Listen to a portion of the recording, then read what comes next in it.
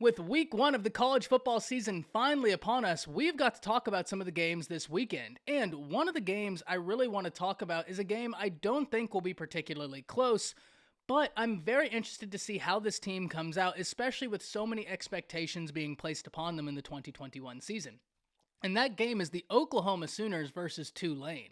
We have got to break this down, but before we do, as always, you know the drill. I want to hear from y'all.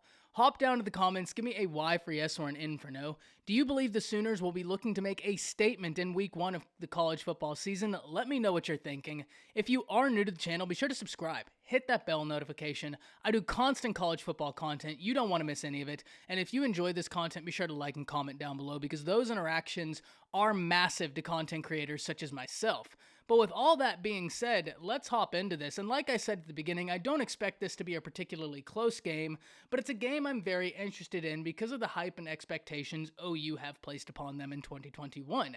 And first and foremost, let's dissect that, the hype and expectations, because it's very easy to understand. When we're talking about the top football teams in the college football landscape, there's something that makes Oklahoma a bit unique. And specifically, if we want to take the top 5 teams in college football right now, which generally everybody has agreed upon in no particular order, being some variation of Alabama, Oklahoma, Ohio State, Clemson, and Georgia, Oklahoma and Georgia are in a little bit of a unique position relative to the other three. Because if you're Alabama, if you're Clemson, and if you're Ohio State, you're coming off of a season where you had phenomenally talented quarterbacks, but you don't have them this year. You're having to replace them, albeit with some unbelievably talented young guys. I mean, Ohio State, Clemson, and Alabama all replaced their quarterbacks with guys whose ceiling is through the roof. Really unbelievably talented quarterback prospects going to be making their college football debut this week, which is so exciting to see. But the simple truth of the matter is, as talented as all three of those guys are, and I truly believe in all of their talent, I mean, those three guys are unbelievable, they don't have experience, and that's going to be big. Because Spencer Rattler is talented and has the experience and has Lincoln Riley as a head coach. And even if we're looking at Georgia, Georgia's in a position where they retain JT Daniels, and he came in and played really high-quality football for the Dogs down the stretch. But no matter how we cut it, JT Daniels wasn't the day one starter last year. He wasn't able to because of injury, I understand it. Spencer Rattler got an entire year of starting under his belt last season, and that experience is going to be paramount going into the 2021 campaign. So when we're talking about that alone, you're able to retain your quarterback, who's one of the most talented quarterback prospects in college football this year, who now has a year of experience under his belt. That's huge. But it's not just that, it's the coaching. It's what you're able to retain outside of Spencer Rattler. And the progression of Alex Grinch's defense has really come a long way, but it cannot stop now. It must continue progressing for you to get to where you ultimately want to go. So that's kind of the reason why I'm very interested in this Oklahoma game. Oklahoma has a lot of hype placed upon them in the 2021 season, and very understandably so. But now let's really dive into this game. Because even though I don't think this game is going to be particularly close, I do think Tulane can do some good things. Specifically, when I watched that SMU game, we have to remember Tulane was the first team to score on SMU in the first quarter of the college football season last year. SMU was not allowing teams to score in the first quarter and were absolutely dominating teams in that time period, but Tulane had some success and were able to actually score.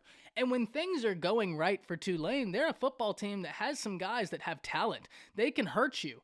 The ultimate thing I have for Tulane, the reason why I'm worried about Tulane going into this game, is because even though they were the first team in the college football season last year that was able to score on SMU in the first quarter, they also gave up 3 sacks to SMU in that same time period. And look, SMU is a very talented team. I think we all can admit that. We can all agree on that. Their pass rush is not Oklahoma's pass rush. Oklahoma returns one of the most vaunted pass rushes in the nation this year, with Nick Bonito looking to add on to that season he had last year, which was sensational. And so if SMU was really able to adversely affect the quarterback for Tulane and generate that kind of pressure, I look for Oklahoma to do much the same, especially when one of the things the college football world is going to be watching this year is that Grinch defense. The eyes at large are going to be watching, is it progressing? Is it really coming the way people are saying it is? And even though it is progressing, you're now going to have people really watching that defense to see how far it's come and what they're looking like. So I look for Oklahoma to make a statement in week 1 with that defense. But some guys I'm very interested in seeing. First and foremost, not to surprise anybody, Billy Bowman. Billy Bowman, true freshman at that nickel position. He's an individual that I've been talking about since before he actually got on campus for the Sooners. I think he's phenomenally talented. And when spring practice started, he was actually a guy I pegged to be a contributing guy in the 2021 season. Now, ultimately, that position between he and Jeremiah Cradell, a battle that is going to be awesome to see, and a battle that where you have two guys that are completely capable of duking it out in that spot. And what do I always say? Iron sharpens iron. And the fact that you have two capable guys battling for that spot, they're only going to make each other better. So that's awesome to hear.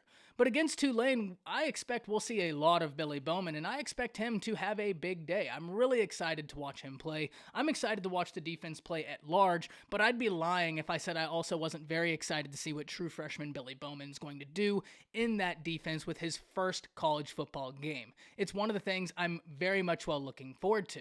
But I can also talk about a freshman on the offensive side of the ball that I think that the Oklahoma fan base at large can't wait to see, and that is Mario Williams. Mario Williams was an individual that not only did we hear the coaching staff talk highly about, which in my opinion, that's huge. Anytime you have a coaching staff pinpointing a true freshman in the spring, no less, that's an indication that that kid has got it. That kid's going to be special because that kid should still be in high school, and he's out here really showing that he's got it. Whatever we saw, he's got it. It's completely there. That right there is already high praise, but to me, and I'm interested in hearing from y'all here, so hop down to the comments, let me know what you think about this. To me, it's more impressive when you heard other players talking about Mario Williams. Specifically, when you heard quarterback Spencer Rattler going out there talking about Mario Williams might be the fastest guy and the most explosive guy we have on this team. That's high praise because that's the individual who has to trust you enough to get you the ball. And the quarterback-wide receiver relationship is one that takes time. It takes a lot of reps because think about it. If you're a quarterback, you might have 4 guys on your team that all run different speeds. You have a pass rusher bearing down on you and you just see a slight glimpse that he'll be open in a few steps. You have to understand which receiver that is so you know how much air to put on the ball, how much to lead them. That takes time.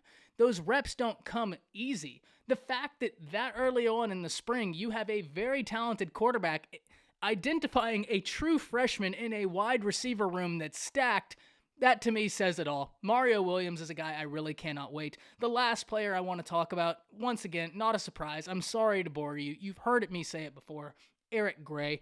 And Eric Gray more so now with the woes Oklahoma has at the running back position. And let me kind of clear that up. Oklahoma doesn't have woes with their first and second guy. Brooks and Gray, I mean, that's about as good of a 1-2 punch as you could want in college football. That is a really solid 1-2 punch. Every institution in the nation would be very happy with that 1-2 punch. Easy. It's the depth outside of them. Because Oklahoma still has very capable backs, but it's just having that depth. They've had a lot of exiting talent from that position group during the offseason, and it's something we're going to have to watch. It's not something that I expect will be hugely problematic because they have some ways they can mitigate that, but still, it is something for us to keep an eye on because that is a hit. I've talked about it in the past, but regardless, I cannot wait to see what Eric Gray officially looks like in an Oklahoma uniform where Lincoln Riley is putting him in the best place to succeed. Remember, way back in the spring, DeMarco Murray said we're looking for the most versatile back we can to be a really feature guy for the Sooners. Not long after, he came out and said Eric Gray is the most versatile guy we have. He's someone that's going to hurt Tulane and really college football as a whole through the air, on the ground. No matter how you want him to get it done, I think he has the ability to get it done, and I cannot wait for this game week 1. Not because I think it's going to be a close game. I have Oklahoma winning handily, but because I do believe that when Tulane is clicking, they can do some things that are really good. They have some good athletes.